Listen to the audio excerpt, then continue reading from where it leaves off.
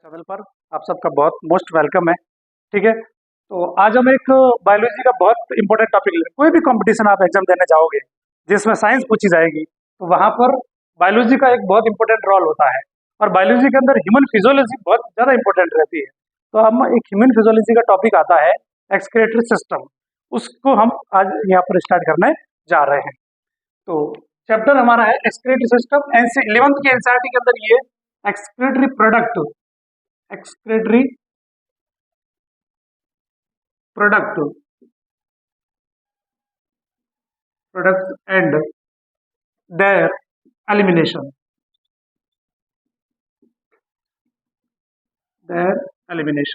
इस नाम से टॉपिक मिलेगा। ठीक है, 11th के एनसीईआरटी के अंदर तो उस टॉपिक को हम पढ़ने जा रहे हैं। तो सबसे पहली बात है कि जो एक्सक्रीटरी सिस्टम यानी कि उत्सर्जन जो है, एक्सक्रीशन है, उत्सर्जन ये क्या होता है, उत्सर्जन को ध्यान से समझिए। उत्सर्जन क्या होता है? उत्सर्जन हमारे शरीर के अंदर बहुत सारी उपापचय क्रियाएं होती है, मेटाबॉलिज्म रिएक्शंस होती है। उन विक्रियाओं के तहत बहुत सारे ऐसे उत्पाद बनते हैं, ऐसे पदार्थ बनते हैं जो हमारे शरीर के लिए काम के नहीं होते हैं। तो उन पदार्थों को शरीर से बाहर निकालना आवश्यक हो जाता है, क्योंकि अगर उनको शरीर से बाहर नहीं निकाला जाएगा तो ये शरीर के अंदर इकट्ठे होते जाएंगे और विषैला प्रभाव उत्पन्न करते हैं। तो इनको बाहर निकालना जरूरी हो जाता है। कौन कौन से उत्पाद ऐसे होते हैं? तो जैसे कि हमारे श्वसन के दौरान एक गैस बनती है CO2 गैस बनती है, वो श्वसन का उप उत्पाद है, उसको शरीर से बाहर निकालना है। तो हमारा फेफड़े ये काम करता है कि उसको श्वसन के माध्यम से बाहर निकाल देते हैं।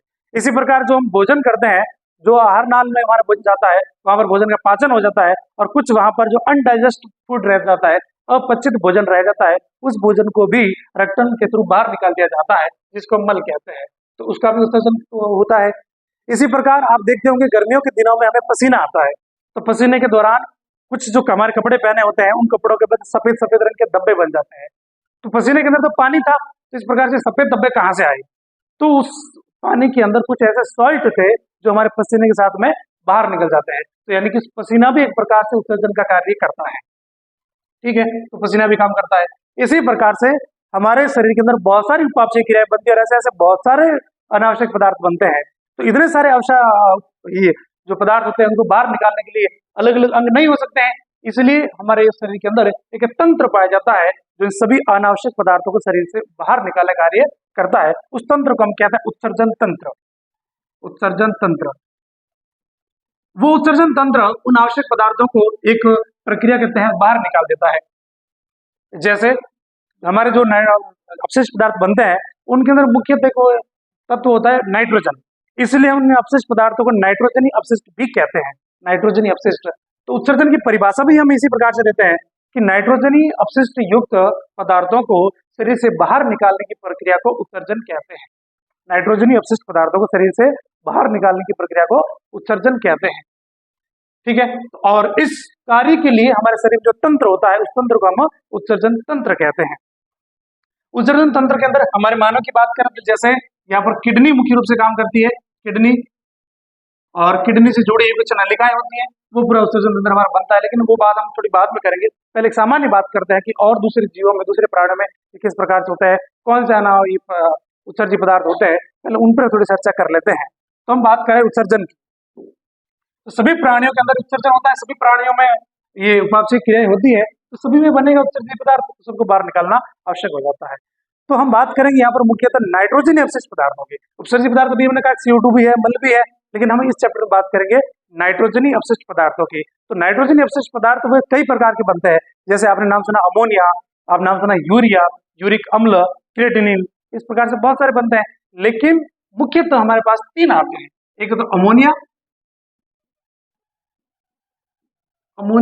एक आता है यूरिया, और एक आता है यूरिक अम्ल। तीन ये मुख्य हैं, बाकी और भी बहुत सारे हो सकते हैं। ये तीन मुख्य नाइट्रोजन अपशिष्ट पदार्थ है, और इनके आधार पर हम प्राणियों को तीन कैटेगरी में डिवाइड करते हैं। जो प्राणी अमोनिया का उत्सर्जन करता है, हम उनको कहते हैं अमोनोटेलिक, और जो यूरिया का उत्सर्जन करते हैं उनको कहते हैं यूरियोटेलिक।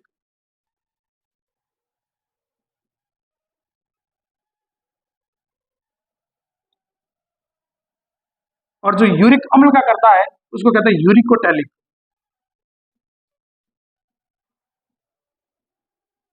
यूरिकोटैलिक।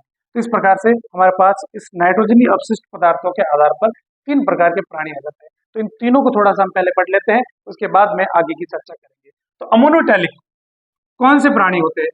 वे प्राणी जो अमोनिया का उत्सर्जन करते हैं, और यूरिकोटैलिक वे प्राणी जो यूरिया का उत्सर्जन करते हैं, और यूरिकोटैलिक वे प्राणी जो यूरिक अम्ल का उत्सर्जन करते हैं। ठीक है, ये करते हैं अमोनिया का। इन तीनों में से जो अमोनिया है ये सबसे अधिक विषैली प्रकृति का होता है, और विषैली प्रकृति का है तो इसको उत्सर्जित करने के लिए बहुत अधिक जल की हानि होती है। तो यानी कि अमोनोटैलिक प्राणी यूरिन के अंदर बहुत अधिक जल को निष्कासित करते हैं, और यूरिया जो है इसकी तुलना में थोड़ा कम विषैला है, इसलिए ये यूरिन के साथ थोड़ा कम जल उत्सर्जित करते हैं, और ये यूरिक अम्ल सबसे कम विषैला है, इसलिए ये अपने उत्सर्जन के अंदर सबसे कम जल की हानि करते हैं। तो अब यहाँ से हम ये अंदाज लगा सकते हैं कि अमोनिया जो है उन जीवों में उत्सर्जित होगा जिनके पास जल की बहुत अधिक मात्रा होती है, यानी कि जो जल में रहते होंगे वो करते होंगे।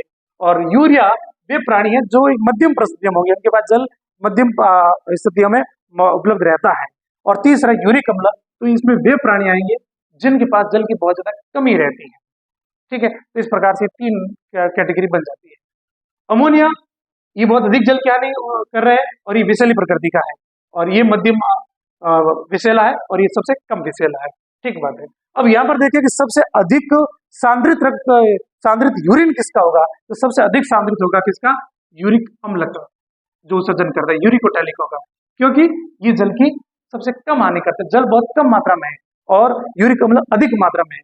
ठीक है, तो इसलिए इनका जो यूरिन है वो सबसे अधिक सांद्र होगा, और इनका सबसे तनु होगा, क्योंकि ये सबसे कम मात्रा में ये सबसे अधिक मात्रा में जल की हानि करते हैं, इसलिए ये तनु है, और ये मध्यम है, अर्थात न तो अधिक तनु, न अधिक तनु,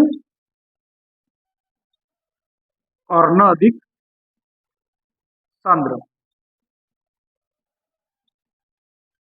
न अधिक तनु, न अधिक सांद्र, इस प्रकार का ये जीव रहते हैं।